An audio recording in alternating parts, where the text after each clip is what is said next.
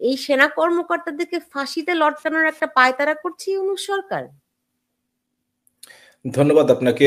দর্শকদের শুভেচ্ছা। আপনি জানেন যে আপনি তো শুরু করেছেন ইন্টারন্যাশনাল ক্রাইমস ট্রাইব্যুনাল নিয়ে। আসলে সারা বাংলাদেশই একটা জেলখানার মতো অবস্থা হয়ে গেছে। সেখানে বাংলাদেশ আওয়ামী লীগের মতো একটি দল, যার কমপক্ষে 40 ভাগেরও বেশি সমর্থন রয়েছে, তাদেরকে বাদ দিয়ে, তাদেরকে কষ্টে রেখে এবং তাদেরকে ঘর হারা করে, বাড়ি হারা করে, অনেকে দেশান্তরী করে দেশে একটা ভয়াবহ অস্থিতিশীল পরিস্থিতি সৃষ্টি করা হয়েছে। দেশের আইন শৃঙ্খলা পরিস্থিতি তলানিতে, বিচার ব্যবস্থার উপর আমার মনে হয় 18 কোটি 19 কোটি মানুষের উপর শুধু সরকারি কয়েকজনের ছাড়া আর কারো আস্থা আছে বলে আমার বিশ্বাস হয় না। সেই অবস্থাতে নতুন করে যে সরকার সাংবিধানিকভাবে বৈধ নয়, যে সরকারের জনগণের ভোটে নির্বাচিত নয়, সেই সরকার আইন পরিবর্তন করে নির্বাহী আদেশের মাধ্যমে বিভিন্ন, এই যে আইসিটি মামলা, আইসিটি যে কোর্টের কথা বলছেন, ট্রাইব্যুনালের কথা বলছেন, সেই ট্রাইব্যুনালটিতে বলা হয়েছে যাদের নাম অভিযোগনামায় আসবে তারা নির্বাচন করতে পারবেন না। গণতন্ত্র অধিকার হননের জন্য এই সরকার যা করছে তা আসলে এক কথায় অভাবনীয়। বাংলাদেশের কোনো মানুষ আসলে এই ধরনের ভাবেনি, এবং যারা আজকে দায়িত্বে আছে তাদের জনসমর্থন না থাকার কারণে এবং ভবিষ্যতেও তাদের সাথে রাজনীতির সাথে কোনো সম্পর্ক থাকবে না, তারা জেনেই এই ঘটনাগুলো ঘটাচ্ছেন শুধুমাত্র নিজেদের পিঠ বাঁচানোর জন্য। অতি সম্প্রতি যে ঘটনাটির কথা আপনি বললেন, তাতে যদি দেখে থাকেন 30 জনের মধ্যে 23 জন হচ্ছে লেফটেন্যান্ট কর্নেল থেকে শুরু করে লেফটেন্যান্ট জেনারেল পর্যন্ত। তারা সরকারি চাকরিতে কর্মরত ছিলেন এবং তারা তাদের সেই দায়িত্বটি পালন করেছেন। এখন আইসিটি কোর্টে আমার তো ধারণা সর্বনিম্ন শাস্তি হচ্ছে মৃত্যুদণ্ড, কারণ যাদেরকে নিয়ে আসা হচ্ছে তাদের নাম যেহেতু অভিযোগপত্রে আসলেই তারা সমস্ত নাগরিক অধিকার, বিশেষ করে ভোট অংশগ্রহণ করার অধিকার হারাবেন এবং চাকরি বাকরি তো থাকবে না, সেটা তো আসলে চিন্তার মধ্যে আসে না। সুতরাং সর্বনিম্ন শাস্তি সম্ভবত ফাঁসি, সেটাই করার জন্য অফিসারদের উপর এই মামলাটি দায়ের করা হয়েছে। শুধু তাই না, পরপর আরো 3টি মামলা আসছে, যার মাধ্যমে তারা চাইবে আগামী ডিসেম্বর, অর্থাৎ তড়িঘড়ি করে নিজেদের মতো করে তারা বিচার করে কিছু মানুষকে ফাঁসিতে ঝোলানোর অন্তত হুকুমটা তারা দিয়ে যেতে চায়। কিন্তু এর যে কি ভয়াবহ পরিণতি তারা নিজেরাও আসলে বুঝতে পারছে না। ক্ষমতায় থাকলে সারা দেশে কি ঘটছে সেটা বুঝতে পারাটা খুব কঠিন হয়ে যায়। তবে এখনো যদি তাদের বোধোদয় না হয়, তাহলে তাদের পতন যে দ্রুত শুরু হয়েছে আরো দ্রুততর পতন হবে, এবং বাংলাদেশ থেকে আওয়ামী লীগ তবুও জেলে যাক, ঘরবাড়ি ছাড়া হোক, দেশান্তরী হোক, কোনোভাবে টিকে আছে এখন পর্যন্ত, তাদের দেশ ছাড়ারও কোনো অবস্থা থাকবে না। আর ডক্টর ইউনূস, আপনি একটি কথা বলছেন সরকারি সফরে, ইউনূস এই দিয়ে সম্ভবত 15টি সফর করতে যাচ্ছেন।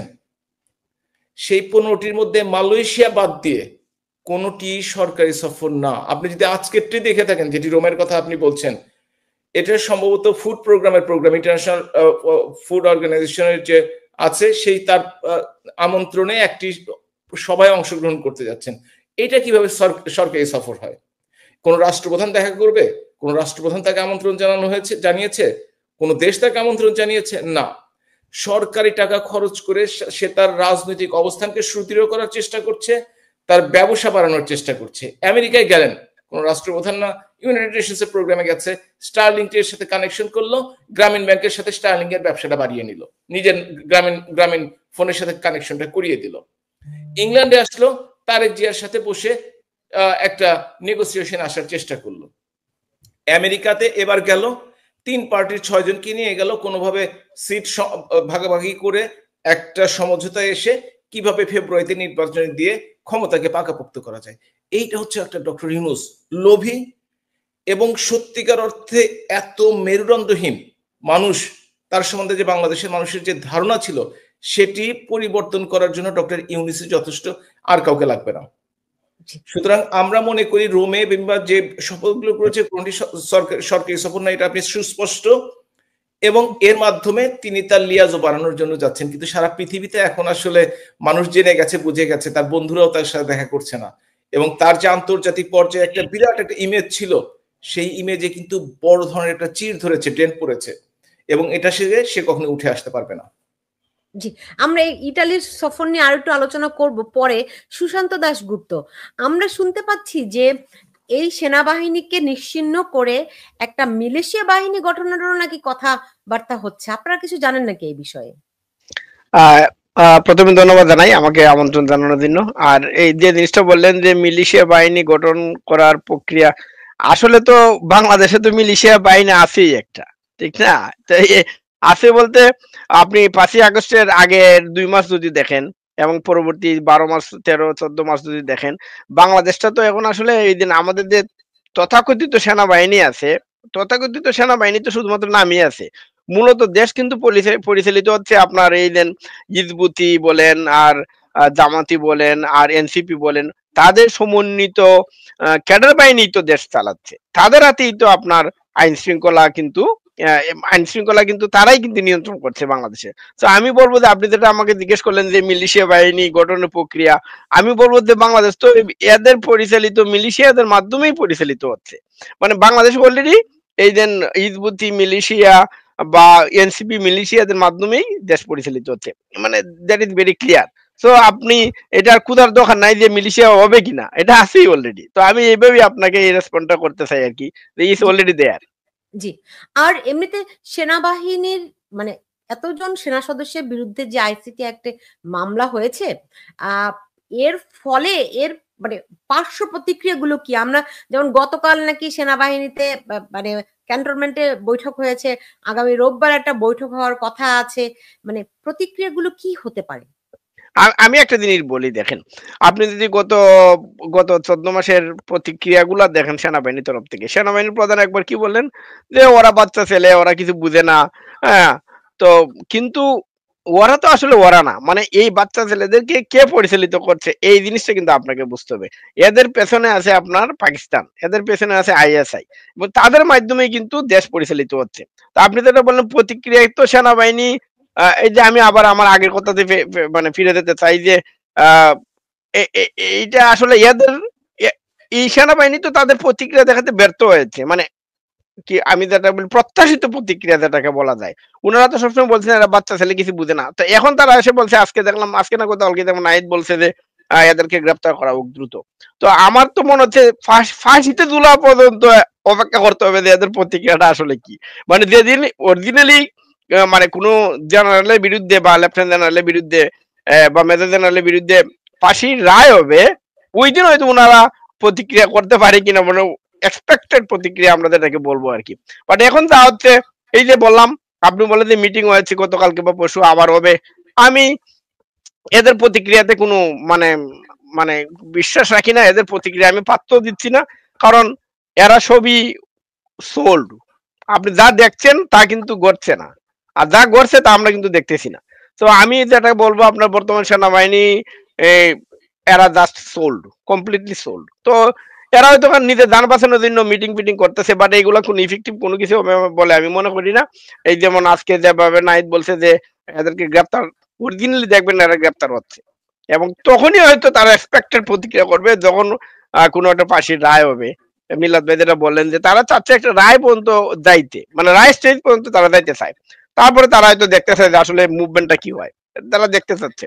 কিন্তু এই বাংলাদেশ কমপ্লিটলি এখন রান বাই, মানে এই যে বললাম যে সেনাবাহিনী বিশেষ করে arm forces completely control by Pakistan, এবং এটার প্রমাণ আপনারা দেখেছেন।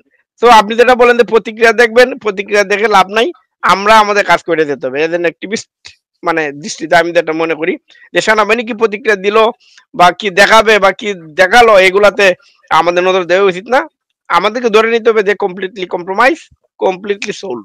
তো এদের প্রতিক্রিয়া আমাদের কিছু যায় আসে না।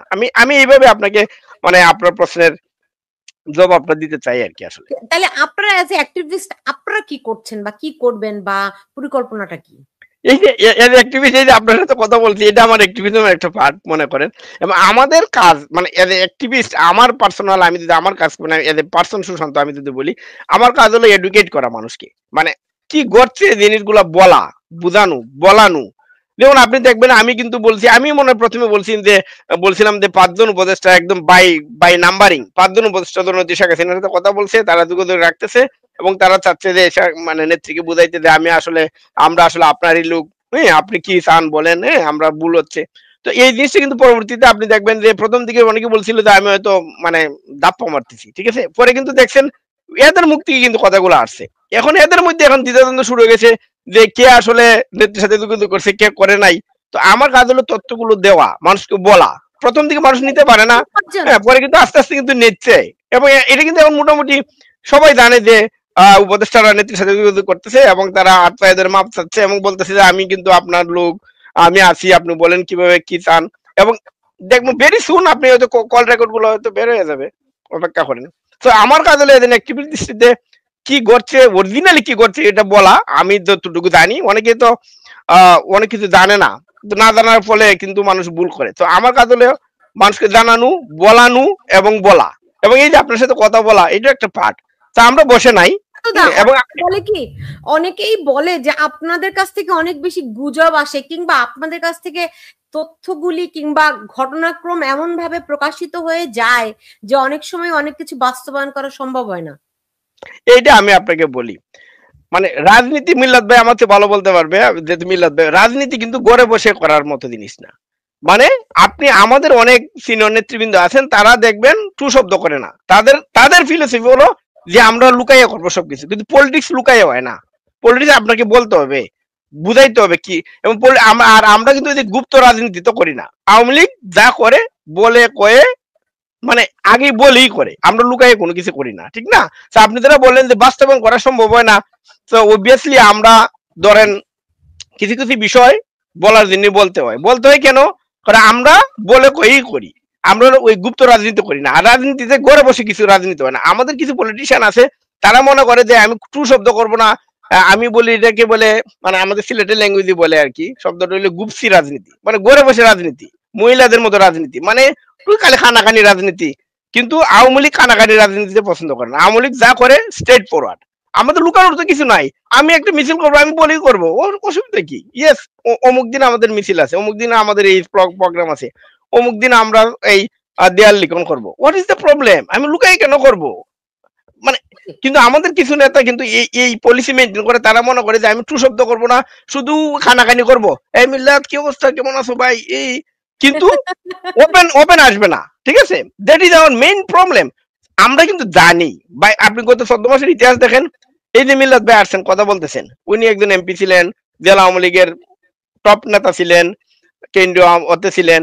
তো উনি তো আসতেছেন কথা বলতেছেন, কিন্তু উনার সমসাময়িক অনেক নেতা কিন্তু আছে, তারা কিন্তু কোথাও দেখবেন না। কিন্তু আপনি জানেন তাদের ফোন কিন্তু বন্ধ হয় না, খানাখানি শুধু এই অমুক এটা বলছে, তমুক এটা বলছে। কিন্তু তাদেরকে বলেন আপনি প্রোগ্রামে ডাকেন, আসবে না। কেন আসবে না জানেন? কারণ তার ব্যবসা আছে দেশে, কারণ আপনার প্রোগ্রাম আসলে তার ব্যবসা নিয়ে টান পড়বে। তো এই গুপ্তি রাজনীতি আওয়ামী লীগ করে না। আওয়ামী লীগ যা করে স্ট্রেট ফরওয়ার্ড, আমরা বলে করি, লুকানোর কিছু নাই। আমরা তো শিবির না। এই যে সাদেক কায়েম একসময় দেখছিলাম যে ওই ছাত্রলীগে মিছিল করে, তো আমরা তো এইটা না, আমরা যা করি তা করি, ঠিক আছে? লুকানোর কিছু নাই। তো আপনি যেটা বললেন যে আমাদের কারণে অনেক কিছু ফাঁস হয়ে যায়, আরে বাবা আমি তো রাজনীতি করি, রাজনীতিবিদদের কাজ তো লুকাই রাখা না কোনো কিছু। রাজনীতির কাজ হলো বলা, এবং আমরা বলে করি, সিম্পল পলিসি। মানে এই যে খানাখানির রাজনীতি করি না আমরা, মানে আওয়ামী লীগ বিশ্বাস করে না। ইয়েস, আমাদের কিছু নেতৃবৃন্দ আছে যারা এটা বিশ্বাস করে, খানাখানির রাজনীতি। আমি মনে করি তাদেরকে এটাতে বের হয়ে আসা উচিত। জি জি, প্রফেসর হাবিবে মিল্লাত, এই যে কানাকানির রাজনীতি, তারাও তো আওয়ামী লীগই করে, তারা তো ভিন্ন কিছু করে না। সেইটার সঙ্গে যে মানে আওয়ামী লীগ কেন গত 1-1.5 বছরেও সেই অর্থে ঘুরে দাঁড়াতে পারলো না, কিংবা এখনো তারা তাদের যে শক্তির কথা ভাবা হয় সেটি আমরা দেখতে পেলাম না কেন? প্রথমত এই ৭৬ বছর বয়সে এসে আওয়ামী লীগ দেখতে পেল বিরোধী দল হিসাবে আওয়ামী লীগ সবচেয়ে শক্তিশালী, এটা প্রচারিত এবং সকলেই বিশ্বাস করেন। কিন্তু এই 14 মাসে আমরা আমাদের শক্তি, সামর্থ্য এবং জনসমর্থন দেখাতে ব্যর্থ হয়েছি। তার অর্থ এই না যে বাংলাদেশ আওয়ামী লীগের সমর্থন কমে গেছে। বাংলাদেশ আওয়ামী লীগের সবচেয়ে খারাপ সময়, জাতির পিতা বঙ্গবন্ধু হত্যাকাণ্ডের পরে 4 বছর পরে ৭৯ সনে নির্বাচন হয়। সেই নির্বাচনেও কিন্তু আওয়ামী লীগ 25 ভাগের বেশি ভোট পায়, আর 2008 সনে তো 48 ভাগের বেশি ভোট। সুতরাং এই সুসংগঠিত এবং জনগণকে, তারা কিন্তু কর্মী, তারা কিন্তু সমর্থক, তারা কিন্তু ভোটার, তারা কিন্তু ওই কমিউনিস্ট পার্টি বা শিবিরের মতো তারা কিন্তু সংগঠিত না, যে মিছিল করবে, সেই রক কাটবে, সেই ভোটে দাঁড়াবে, সেই ভোট দিবে। তাদের সংখ্যা কিন্তু পরিমিত, সংখ্যায় কম। আমাদের সংখ্যা হচ্ছে নেতৃত্বের উপর নির্ভর করে। আমাদের 121 জন এমপিকে গ্রেপ্তার করা হয়েছে। একজন নুরুল মজিদ হুমায়ুন, উনি তো হাতকড়া অবস্থায়, কি অবস্থায় বিছানায় মারা গেছেন, আল্লাহ তার রুহের মাগফিরাত কামনা করি, কি অবস্থায় মারা গেছে সেটা তো দেখেছেন আপনারা। বাকি 120 জনের মধ্যে 7 জনকে প্রাইমারি জামিনে আছেন, আর বাকি 113 জন, 15 জন মহিলা সহ তারা জেলে আছেন। তারা কিন্তু নেতা, তারা কিন্তু নেতৃত্ব দিতে পারছেন না। দেশের বাইরে হাজার খানেক 1200-1500 লোক আছে আওয়ামী লীগের নেতৃবৃন্দ, কিন্তু পুরো দেশের নেতৃত্ব কিন্তু দেশে আছে, কিন্তু তারা ঘর ছাড়া। সেদিন পাওলো কাসাগা আমাকে বলল যে কমপক্ষে 15 মিলিয়ন অর্থাৎ 1.5 কোটি আওয়ামী লীগ নেতাকর্মী ইন্টারনালি ডিসপ্লেসড, অর্থাৎ দেশের মধ্যেই তারা ঘর ছাড়া হয়ে পড়ে আছে। তাদেরকে সংগঠিত হওয়ার কোনো সুযোগ দেওয়া হচ্ছে না, এবং প্রকাশ্য নেতৃত্বের সত্যিকার অর্থে বিরাট একটি অভাব রয়েছে বাংলাদেশে এই মুহূর্তে। প্রকাশ্য নেতৃত্বের কথা বলছি। আমরা জননেত্রী শেখ হাসিনার প্রতি আস্থাশীল, কিন্তু 71-এর সময়, মহান মুক্তিযুদ্ধের সময় বঙ্গবন্ধুর জেলে থাকা অবস্থায় তার সহযোগীরা যেভাবে দলটাকে গুছিয়ে নিয়েছিলেন, যেভাবে মুক্তিযুদ্ধ পরিচালনা করেছেন, যেভাবে সকলের সাথে যোগাযোগ করেছেন, সেটি জননেত্রী শেখ হাসিনা দিল্লিতে থাকা অবস্থায়ও তার যারা সহকর্মীরা আছেন, সমালোচনা হতে পারে, কিন্তু তারা সেভাবে দলকে পরিচালনা করতে সমর্থ এখন পর্যন্ত হন নাই। আরেকটি কথা হচ্ছে, বাস্তবতার বাইরে আমাদের কোনোভাবেই যাওয়া যাবে না। গত 24 তারিখের মিটিংয়ে যেটা মিছিল ডাকা হয়েছিল, সিদ্ধান্ত ভুল বলবো কি, সিদ্ধান্ত বিলম্বিত হওয়ার কারণে 244 জন সরকারি হিসেবে, বেসরকারি হিসেবে 400 জনেরও বেশি গ্রেপ্তার হয়েছে। এই মিছিলটি যদি 11টা, 11:30 করতো, তখন কেউ এটাকে ইন্টারফেয়ার করার সুযোগ পেত না। সুতরাং যে এই যে নেতৃত্ব দোদুল্যমনতা, এটা আমাদের জন্য একটি বড় সমস্যা হয়ে দাঁড়িয়েছে। আর দ্বিতীয় হচ্ছে, বাস্তবতার কারণেই কিছু কিছু জিনিস অবশ্যই সংগঠিত করতে হবে এবং একটা নির্দিষ্ট সময় পর্যন্ত অপেক্ষা করতে হবে সেটা ডিক্লেয়ার করার জন্য। আমি কারোর সাথে দ্বিমত প্রকাশ করছি না, কিন্তু আমি ব্যক্তিগতভাবে অনলাইনে বলেন কিংবা, এটা কোনো বড় ইস্যু না, এটা আমার দায়িত্বের মধ্যে পড়ে। কেউ যদি সেই দায়িত্বটি পালন না করে সেটা আলাদা ব্যাপার, কিন্তু কথাটি হচ্ছে যে কোনটি কখন প্রকাশ করতে হবে তার জন্য সঠিক সময় আরকার। এইটাই যদি 11টা, 11:30, 12টার সময় মিছিলটি হতো, তাহলে কিন্তু আমাদের সরকারি ভাষায় 244 জন গ্রেপ্তার হয় না। তখন কিন্তু নেতৃত্বের অভাবেই তারা কিন্তু সঠিকভাবে এবং সিদ্ধান্তহীনতার ক্ষেত্রে এটা হয়েছে। সুতরাং আমাদেরকে অবশ্যই সঠিক সময়ে সঠিক সিদ্ধান্ত নিতে হবে এবং সেই সিদ্ধান্তটি পালন করতে হবে। মিলাদ ভাই, আমি আপনি দেখতে পাচ্ছেন যে ছবিতে দেখতে পাচ্ছেন, আমরা রোমে কানেক্টেড করেছি থেকে আওয়ামী লীগের সেক্রেটারি আলমগীর হোসেন, তিনি আমার সঙ্গে যুক্ত আছেন। প্রফেসর ইউনুস 12 তারিখে যাচ্ছেন আপনার ইতালির রোমে। তার সঙ্গে আমরা একটু আলমগীর হোসেনের সঙ্গে কথা বলে আসি। আলমগীর হোসেন, আপনি কি আমার কথা শুনতে পাচ্ছেন? আমি শুনতে পাচ্ছি, খুব মানে অল্প অল্প আওয়াজ হচ্ছে। আচ্ছা, ধন্যবাদ আপনাকে। আমি দেখতে পাচ্ছি আমাদের সাথে যুক্ত আছেন আমাদের শ্রদ্ধেয় নেতা, সাবেক এমপি ডক্টর হাবিব মিল্লাত এবং সুশান্ত দাদা আছেন মনে হচ্ছে, আমি যদি ভুল না করি। না, ঠিকই বলেছেন। আমাদের পক্ষ থেকে, ইতালি আওয়ামী লীগের পক্ষ থেকে, ইতালি প্রবাসীদের পক্ষ থেকে আপনাদেরকে শুভেচ্ছা, স্বাগতম। এবং আপনারা ইতিমধ্যে অবগত আছেন, আমাদের ইতালি আওয়ামী লীগের সংগ্রামী সভাপতি বীর মুক্তিযোদ্ধা মাহাতাব হোসেন এবং ইতালি আওয়ামী লীগের অসংখ্য নেতৃবৃন্দ আজকে 2 দিন 3 দিন যাবত আমরা ধারাবাহিকভাবে লিফলেট বিতরণ, মানুষকে সচেতন এবং এই প্রতিবাদ সভায় উপস্থিত হওয়ার জন্য আহ্বান জানাচ্ছি। তার অংশ হিসাবে আজকে ইতালির একটি জায়গা পিয়াজা ভিক্টোরিয়া, সেখানে আমরা গণসংযোগ করতেছি। এখন মূল কর্মসূচিতে বিষয় হলো আগামী 12 তারিখ সন্ধ্যায় এই খুনি, জঙ্গি এবং এই তথাকথিত মব কালচারের জনক, অশান্তির জনক এবং বাংলাদেশকে ধ্বংস করার জনক, মুক্তিযুদ্ধ বিরোধী, স্বাধীনতা বিরোধী, দেশ বিরোধী এই রাজাকার বিদেশি দালাল ইউনুস ইতালিতে আসবেন। আমরা সেই কর্মসূচির ব্যাপারে ইতিমধ্যে জানতে পেরেছি। সেই কর্মসূচিকে, তার আশাকে কেন্দ্র করে এই ইতালির মাটিতে দল মত নির্বিশেষে সমস্ত প্রবাসীরা চলে উঠেছেন এবং সারা ইতালির বিভিন্ন শহর থেকে বাস, ট্রেন, ট্রাম, বাস যে যেভাবে পারে এই কর্মসূচিতে অংশগ্রহণ করবেন। আগামী সোমবার 13 তারিখ সকাল 9:30টায় ইতালিতে ইউএন সদর দপ্তর, যেটা ফুড অ্যান্ড এগ্রিকালচার অর্গানাইজেশন, সেই ফাওয়ের মিটিং এ তার অংশগ্রহণ করার কথা। আমরা সেই ফাওয়ের অফিসেরই সামনে এই স্থানীয় প্রশাসনের অনুমতি সাপেক্ষে তার বিরুদ্ধে একটি প্রতিবাদ এবং বিক্ষোভ প্রতিরোধ সভার আয়োজন করেছি। সেই প্রতিবাদ সভায় সকলে যোগ দিবেন। যেখানে ইউনূস সেখানেই আমরা। একটাই আমাদের স্লোগান, হটাও ইউনূস, বাঁচাও দেশ, শেখ হাসিনার নির্দেশ। জয় বাংলা ধ্বনিতে বঙ্গবন্ধুর বাংলাদেশে, মুক্তিযুদ্ধের বাংলাদেশে কোন রাজাকার, বিদেশি দালাল এদের ঠাঁই হবে না। দিনের শেষে বাংলাদেশের মানুষ তাদেরকে প্রতিহত করবে এবং তাদেরকে রাষ্ট্রদ্রোহিতা, দেশ ধ্বংস করার অপরাধে তাদেরকে আইনের আওতায় আনা হবে। যেভাবে 1971-এর রাজাকারদের বিচার এই বাংলাদেশের মাটিতে হয়েছে, যেভাবে 75-এর খুনিদের বিচার এই বাংলাদেশের মাটিতে হয়েছে, যেভাবে জঙ্গিদের বিচার হয়েছে, একইভাবে ওই 2024 এবং 25-এর নব্য রাজাকার পাকিস্তানিদের প্রেতাত্মাদের বিচার জননেত্রী শেখ হাসিনার নেতৃত্বে সরকার গঠন করে পুনরায় বাংলাদেশের মাটিতে এদের বিচার করা হবে। সকল হত্যা, খুন, গুম এবং সকল অপরাধের হাজার হাজার লাখ লাখ আওয়ামী লীগের নেতা কর্মীদেরকে জেলের অভ্যন্তরে রাখা হয়েছে। মানুষ বাড়ি ছাড়া, ঘর ছাড়া। বাংলাদেশের 55,000 বর্গ কিলোমিটারের ভিতরে প্রত্যেকটি জনপদ আজকে অসহনীয় এবং অসহ্য করে তুলেছে তারা। বাংলাদেশের মানুষ আজকে হাফ ছেড়ে বাঁচতে চাচ্ছে। একটাই দাবি তাদের, আগেই আমরা ভালো ছিলাম, শেখ হাসিনাকে দরকার, বারবার দরকার, শেখ হাসিনার সরকার বারবার দরকার, শেখ হাসিনা আসবে, বাংলাদেশ হাসবে, আমরা আছি, আমরা তোমার ঠিকানা, পদ্মা মেঘনা যমুনা, আমি কে তুমি কে, বাঙালি বাঙালি। 71-এর চেতনায়, মুক্তিযুদ্ধের চেতনায় সুসংগঠিত হয়ে আমরা পুনরায় এই জঙ্গিদেরকে বাংলাদেশের মাটিতে বিচার করে পুনরায় শেখ হাসিনার নেতৃত্বে করব। এই রোমের মাটিতে আমাদের একটাই স্লোগান, যেখানে ইউনূস সেখানেই প্রতিরোধ, যেখানে ইউনূস সেখানেই প্রতিবাদ। তাকে যেখানে পাওয়া যায় এক মিনিট আমরা তাকে ঘুমাতে দিব না ইনশাল্লাহ। ইতালির সকল প্রবাসী, সকল প্রভিন্স থেকে মানুষ আসবে এবং আমরা সেই কর্মসূচি সফল করব আপনার মাধ্যমে। আজকে যারা আলোচনায় যুক্ত আছেন ওনাদেরকে আবারও আমি ইতালি আওয়ামী লীগের পক্ষ থেকে, আমাদের প্রবাসীদের পক্ষ থেকে আন্তরিক অভিনন্দন, শুভেচ্ছা এবং কৃতজ্ঞতা জানাচ্ছি আমাদেরকে যুক্ত করে এই কথা বলার সুযোগ করে দেওয়ার জন্য। ধন্যবাদ আপনাকে। জয় বাংলা, জয় বঙ্গবন্ধু। জি, অনেক ধন্যবাদ আলমগীর হোসেন আপনাকে আমার সঙ্গে যুক্ত হওয়ার জন্য। হাবিবে মিল্লাত, শুনছিলেন ইতালির আওয়ামী লীগের প্রস্তুতি।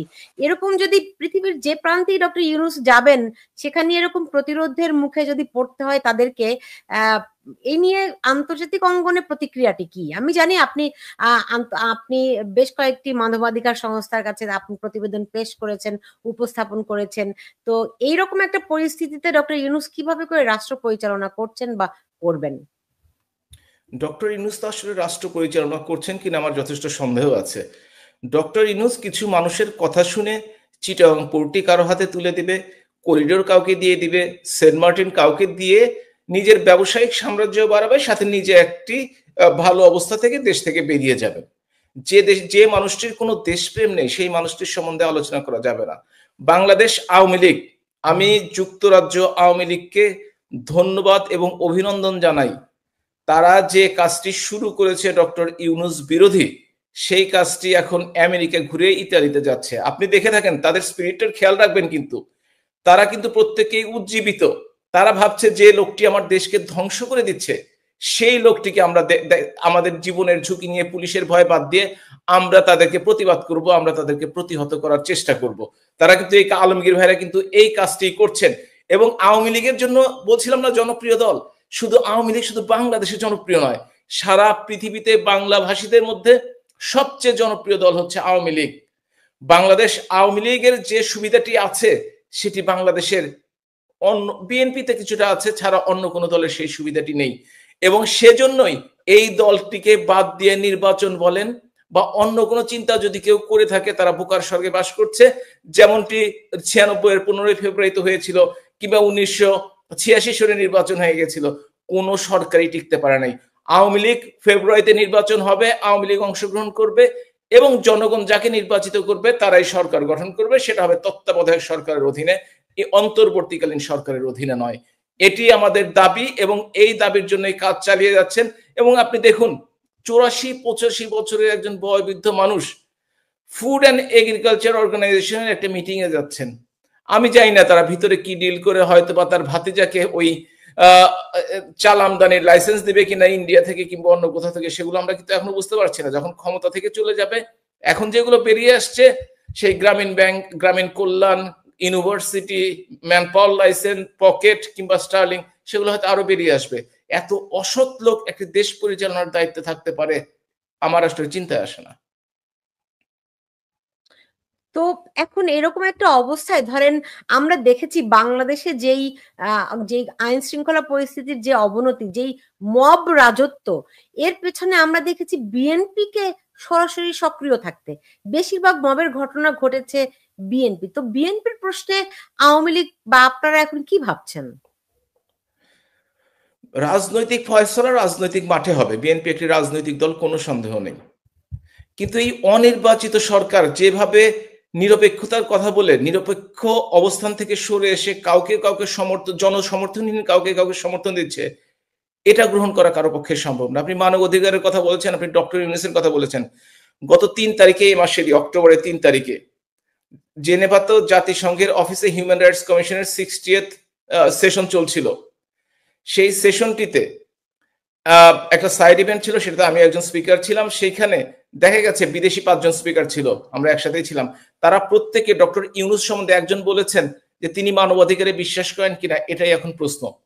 আর একজন বলেছেন যে এই যে লাখ লাখ লোককে অ্যারেস্ট করে, লাখ লাখ লোককে শাস্তি দিয়ে, জামিনের অধিকার বঞ্চিত করে, ভয়ের সাম্রাজ্য করে, চাঁদাবাজি সাম্রাজ্য করে ডক্টর ইউনূস দুনিয়ার কাছে কি দেখাতে চাচ্ছে। মাইনরিটিদের উপর অত্যাচার, 4200-এর উপর অ্যাটাক হয়েছে গত 12 মাসে। 637 জন মানুষকে হত্যা করা হয়েছে পিটিয়ে কুপিয়ে। 44 জন পুলিশ অফিসারকে হত্যা করা হয়েছে।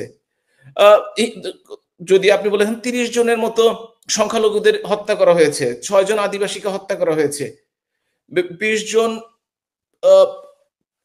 যারা সংখ্যালঘু তাদেরকে, মহিলাদের রেপ করা হয়েছে। বাংলাদেশের রেপের সংখ্যা এখন 4000-এর বেশি এই 12 মাসে। এই অবস্থায় বাংলাদেশকে অবশ্যই গণতান্ত্রিক পন্থায় ফিরে যেতে হবে। আমাদেরকে অবশ্যই শুধু সমালোচনা করে না, আমাদের অবশ্যই দিক নির্দেশনা দিতে হবে কোন পন্থায় এই জঞ্জাল থেকে দেশ মুক্ত হতে পারে। আমাদেরকে সেই কাজটি করতে হবে। এবং ডক্টর ইউনূসের যে একটা বিরাট, আপনারা দেখেন হিউম্যান রাইটস কমিশন 12 ফেব্রুয়ারি 2025-এ একটি রিপোর্ট প্রকাশ করেছিল। আমরা নিজেরা দেখেছি। সেই রিপোর্টটিতে একটা লাইন লেখা আছে, প্রথম দিকে একদম দ্বিতীয় পৃষ্ঠায় লেখা আছে যে this report was not written according to the editorial policy of the United Nations. তো যদি ইউনাইটেড নেশনস এর এডিটোরিয়াল পলিসি ফলো না করো ইউনাইটেড নেশনস অর্গানাইজেশন হয়ে, তাহলে কেন তোমরা এটা করতে যাচ্ছ? এটা হচ্ছে ডক্টর ইউনূসের একটা ফরমায়েশি ছিল। তারপর লেখা আছে 1400 মানুষ মারা গেছে। এই 1400 মানুষ আপনি কোথা থেকে পেলেন? আমি তাকে, যিনি এশিয়া প্যাসিফিকের যিনি হেড রুরি, তাকে আমি জিজ্ঞেস করেছিলাম। তিনি বলেছেন বিভিন্ন সোর্স থেকে। আমি বলছি আপনি লিস্ট দিতে পারবেন? আমরা তো জানি যে 637 জন, সরকার থেকে 832 জন বলেছে, পরে 52 জন বাদ কাতে আর কিছু ফিরে আসছে। তখন সে কোনো উত্তর দিতে পারে নাই। তারা রিভেঞ্জ অ্যাটাককে জাস্টিফাই করার চেষ্টা করেছে যে আপনাকে প্রতিশোধমূলক আক্রমণ করা হয়েছে। যে কোনো আক্রমণ মানবাধিকার লঙ্ঘন। এই মানবাধিকার লঙ্ঘন অবশ্যই তাদেরকে দেখতে হবে, না হলে যে আন্তর্জাতিকভাবে তাদের যে স্বীকৃতি আছে তাদেরকে চ্যালেঞ্জ করা হয়েছে। আপনি দেখে থাকবেন এই ধরনের চ্যালেঞ্জের মুখোমুখি হিউম্যান রাইটস কমিশন এর আগে হয়েছে কিনা আমার সন্দেহ আছে। সুতরাং এবং আমি ইন্টার পার্লামেন্টারি ইউনিয়নে গেছি, তাদের সেক্রেটারি জেনারেলের সাথে দেখা করেছি, বলেছি 121 জন এমপি অ্যারেস্টেড। তারা যদি দোষ করে থাকে তাদের শাস্তি হোক, একেও আমার কোনো আপত্তি নেই।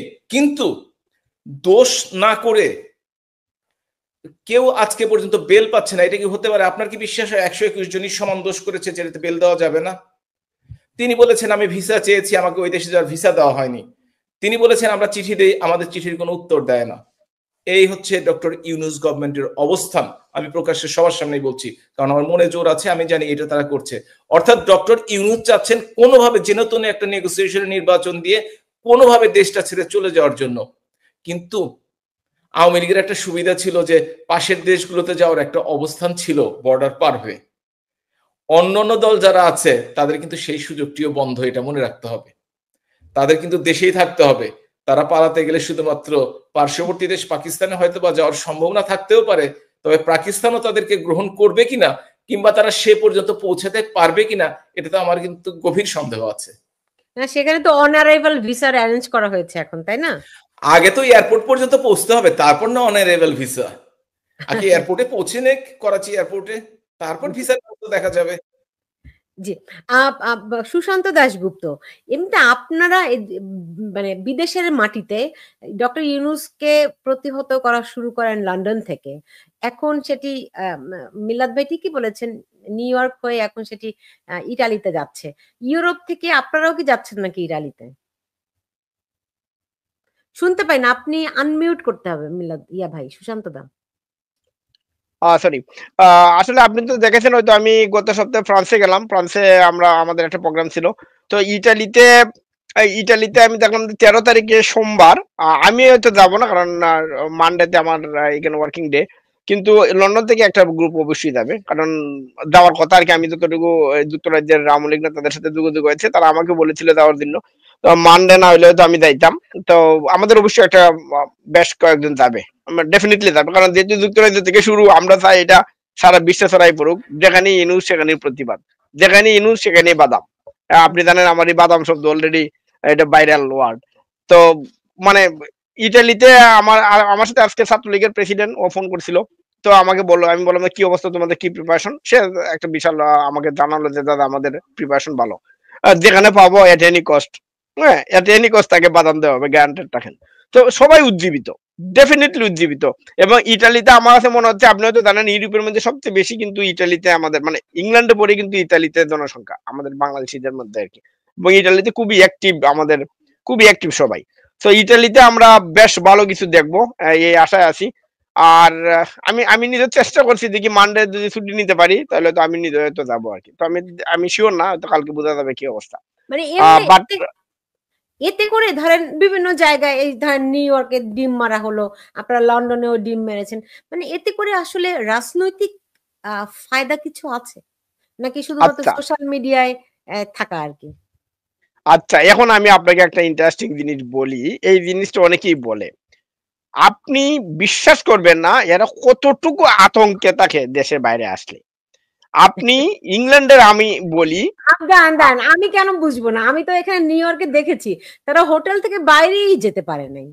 না, তাইলে আপনি বলেন এইটার যে একটা মেন্টাল ইফেক্ট, এটা পলিটিক্সে এটা বিশাল একটা বিষয়। তারা বাংলাদেশে তাদের তো গুন্ডা বাহিনী আছে, ঠিক আছে, এদের মব বাহিনী আছে, তাদের কোনো সমস্যা নাই। ইভেন আপনি কি জানেন বাংলাদেশেও তারা যদি একা রাস্তায় বের হয়, আমি আপনাকে কথা দিলাম, যদি এই বাংলাদেশেও যদি উপদেষ্টারা একলা রাস্তায় হাঁটতে পারে যে কোনো শহরে, আমি আমি আমি বললাম আপনাকে, তারা মানে মাইন না খেয়ে ফিরে আসবে না, গ্যারান্টেড। এটা আওয়ামী লীগের লোকজন মারবে না, রিস্কলার কাছে মার খাবে তারা। তো এই বিষয়টা তো জানানো দরকার যে তোমাদেরকে লোকজন ঘৃণা করে, তোমাদেরকে লোকজন ইংল্যান্ডের মতো জায়গায়, যেখানে আপনি ফুলের টোকা দিলে আপনার ক্রিমিনাল অফেন্স, ইংল্যান্ডের মতো জায়গায়, আমেরিকার মতো জায়গায় যেখানে ফুলের টোকা দিলে আপনার ক্রিমিনাল অফেন্স, তারা তো শান্তি পায় নাই। তো এই বিষয়টা পলিটিক্সে this is a big thing. আপনাকে বোঝাতে হবে যে you are not allowed, you are not, তোমাকে কেউ অ্যাকসেপ্ট করতেছে না, এবং কেউ না, কোথাও না। তো আপনি যেটা বললেন ইম্প্যাক্ট আছে কিনা, ইম্প্যাক্ট আছে, সিরিয়াস ইম্প্যাক্ট আছে। এই